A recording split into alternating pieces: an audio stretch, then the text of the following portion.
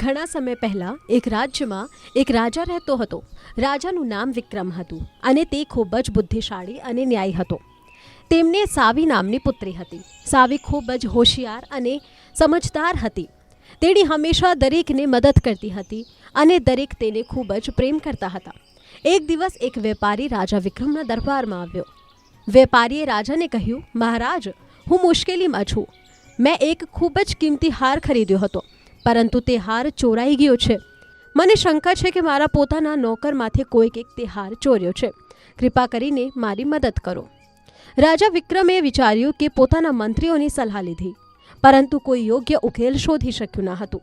ત્યારે રાજાની પુત્રી સાવીએ રાજાને કહ્યું, પિતાજી, મેં એક વિચાર કર્યો છે અને એક તક આપો.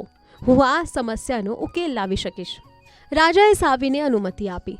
સાવીએ એક પછી એક બધા નોકરોને બોલાવ્યા અને દરેકને લાકડી આપી. તેણે કહ્યું, આ એક જાદુઈ લાકડી છે. જે કોઈક ચોર છે તેની લાકડી આવતીકાલ સુધીમાં 1 ઇંચ વધી જશે.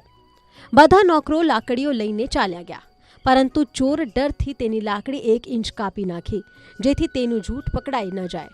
બીજા દિવસે સાવીએ ફરીથી બધા નોકરોને બોલાવ્યા અને તેમની લાકડીઓ તપાસી. જેની લાકડી ટૂંકી હતી તે નોકર ચોર નીકળ્યો. ડરીને તેણે આખું સત્ય કહી દીધું. રાજા વિક્રમ અને વેપારી સાવીની બુદ્ધિથી ખૂબ જ પ્રસન્ન થયા અને સાવીની ખૂબ પ્રશંસા કરી.